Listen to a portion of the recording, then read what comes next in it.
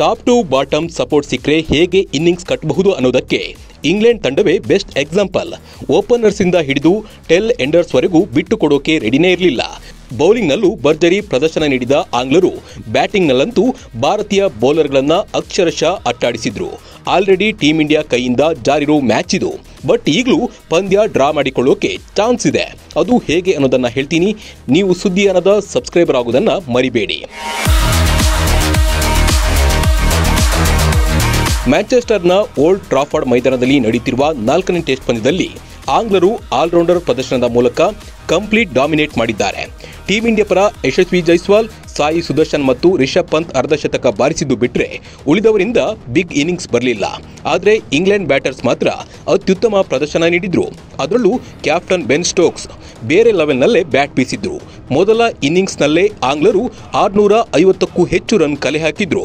So ಭಾರತಕ್ಕೆ ಪಂದ್ಯ ಸೋಲೋದು ಅಥವಾ ಡ್ರಾ ಮಾಡಿಕೊಳ್ಳೋಕೆ ಅಷ್ಟೇ ಸಾಧ್ಯ. 4ನೇ ದಿನದಾಟದಲ್ಲೂ ಆಂಗ್ಲರು ಭರ್ಜರಿ batting.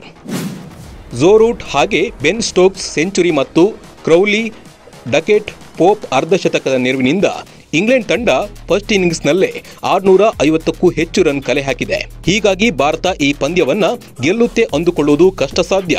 So team India ಮುಂದಿರುವುದು draw ಆಯ್ಕೆ ಮಾತ್ರ. ಯಾಕಂದ್ರೆ 2 ಇನ್ನಿಂಗ್ಸ್ ಆರಂಭಿಸಿದ್ರೂ ಟೀಂ ಇಂಡಿಯಾ ಬ್ಯಾಟರ್ಸ್ಗಳಿಂದ 200ರಿಂದ 300 ರನ್ ಗಳಿಸಲಷ್ಟೇ ಸಾಧ್ಯವಾಗುತ್ತೆ. ಅದೆಲ್ಲದಕ್ಕಿಂತ ಹೆಚ್ಚಾಗಿ 5ನೇ ದಿನದಾಟದಲ್ಲೂ ಬ್ಯಾಟಿಂಗ್ ಕಾಯ್ದುಕೊಳ್ಳಬೇಕಾದ ಅನಿವಾರ್ಯತೆ ಇರುತ್ತೆ.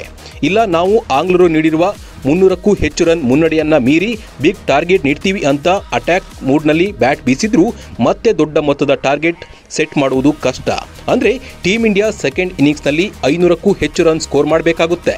ಆದರೆ ಆಲ್ರೆಡಿ ಉತ್ತಮ ಲೀಡ್ ಸಾಧಿಸಿರುವುದರಿಂದ ಇಂಗ್ಲೆಂಡ್ ತಂಡಕ್ಕೆ ಪ್ಲಸ್ ಜಾಸ್ತಿ. ಹೀಗಾಗಿ ಭಾರತ ತಂಡ ಈ ಪಂದ್ಯವನ್ನ ಡ್ರಾನತ್ತ ಮುನ್ನಡೆಸಿದ್ರೆ ಮಾತ್ರ ಸರಣಿಯಲ್ಲಿ ಉಳಿಬಹುದು. ಯಾಕಂದ್ರೆ ಇತಿಹಾಸ ಕೆಣಕಿ ನೋಡಿದ್ರು ಭಾರತ 150ಕ್ಕೂ ಹೆಚ್ಚು ರನ್ ಮುನ್ನಡೆ ಸಾಧಿಸಿ ಗೆದ್ದಿರುವುದು 2 ಸಲ ಮಾತ್ರ. ಭಾರತ ತಂಡವು ಟೆಸ್ಟ್ ಕ್ರಿಕೆಟ್ ಇತಿಹಾಸದಲ್ಲಿ ಮೊದಲ ಇನ್ನಿಂಗ್ಸ್ನಲ್ಲಿ 127 ಬಾರಿ 150 ರನ್ಗಳ ಹಿನ್ನಡೆ ಅನುಭವಿಸಿದೆ. ಈ ವೇಳೆ ಟೀಂ ಇಂಡಿಯಾ 93 ಬಾರಿ ಸೋಲು ಅನುಭವಿಸಿದೆ. ಇನ್ನು 32 ಪಂದ್ಯಗಳನ್ನು ಡ್ರಾ ಮಾಡಿಕೊಂಡಿದೆ. ಹಾಗೆ ಗೆದ್ದಿರುವ ಕೇವಲ 2 ಮ್ಯಾಚ್ನಲ್ಲಿ ಮಾತ್ರ. ಅಂದ್ರೆ 150ಕ್ಕೂ ಹೆಚ್ಚು ರನ್ಗಳ ಹಿನ್ನಡೆ ಅನುಭವಿಸಿ ಟೀಂ ಇಂಡಿಯಾ ಸೋತಿದ್ದೇ ಹೆಚ್ಚು. ಈಗಾಗಲೇ ಇಂಗ್ಲೆಂಡ್ ತಂಡ 300 ರನ್ಗಳ ಮುನ್ನಡೆ ಹೊಂದಿದೆ. ಹೀಗಾಗಿ ಈ ಪಂದ್ಯದಲ್ಲಿ ಟೀಂ ಇಂಡಿಯಾ ಗೆಲ್ಲುವ ಸಾಧ್ಯತೆ ಇಲ್ಲ. ಇದೇ ಕಾರಣದಿಂದಾಗಿ ಭಾರತ ತಂಡವು ಗೆಲ್ಲುವ ಪ್ರಯತ್ನಕ್ಕಿಂತ ಪಂದ್ಯವನ್ನ ಡ್ರಾ ಮಾಡಿಕೊಳ್ಳಲು ಯತ್ನಿಸಬೇಕು.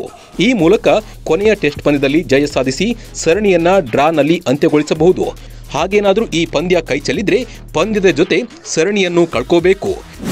ಈ ಪಂದ್ಯದಲ್ಲಿ ಇನ್ನೊಂದು ವಿಶೇಷ ಅಂದ್ರೆ 250ಕ್ಕೂ ಹೆಚ್ಚು ಲೀಡ್ ಹಾಗೆ ಬೆನ್ ಸ್ಟೋಕ್ಸ್ ಸೆಂಚುರಿ ಆದ್ಮೇಲೆ ಇಂಗ್ಲೆಂಡ್ ತಂಡ ಬಾಲ್ ಸ್ಟೈಲ್ನಲ್ಲಿ ಅಟ್ಯಾಕಿಂಗ್ ಬ್ಯಾಟಿಂಗ್ ಮೂಡ್ನಲ್ಲಿತ್ತು. ಬೆನ್ ಸ್ಟೋಕ್ಸ್ ಹಾಗೆ ಕಾರ್ಕ್ 6-4 ಮೂಲಕವೇ ಡೀಲ್ ಮಾಡ್ತಿದ್ರು. ಅವರ ಆಟಕ್ಕೆ ಭಾರತದ ಫೀಲ್ಡರ್ ಸೈಲೆಂಟ್ ಆಗಿದ್ರು. ಇಂಗ್ಲೆಂಡ್ ತಂಡ 311 ರನ್ಗಳನ್ನ ನೀಡಿದ್ರು ಕೂಡ ಟೀಂ ಇಂಡಿಯಾ ಬ್ಯಾಟರ್ಸ್ ಚೇಸ್ ಮಾಡೋ ಕಾನ್ಫಿಡೆನ್ಸ್ನಲ್ಲೇ ಇರಲಿಲ್ಲ. ಭಾರತದ ಪರ 2ನೇ ಇನ್ನಿಂಗ್ಸ್ ಆರಂಭಿಸಿದ ಯಶಸ್ವಿ ಜೈಸ್ವಾಲ್ ಖಾತೆ ತೆರೆಯದೆ ಔಟ್ ಆದ್ರು. 4 ಬಾಲ್ಗಳನ್ನ ಫೇಸ್ ಮಾಡಿ ಕ್ಯಾಚ್ ಔಟ್ ಆದ್ರು.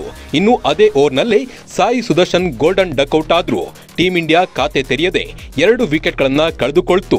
ಅಲ್ಲಿಗೆ ಆಲ್ಮೋಸ್ಟ್ ಪಂದ್ಯ ಕೈ ಜಾರಿದಂತೆ ಆಗಿದೆ. ಒಟ್ನಲ್ಲಿ 99% ಇಂಗ್ಲೆಂಡ್ ಕಡೆ ಈ ಪಂದ್ಯ ವಾಲಿದೆ. ಡ್ರಾ ಮಾಡ್ತೀವಿ ಅನ್ನೋದು ಕೂಡ ಕಷ್ಟ ಇದೆ. ನಮಸ್ಕಾರ.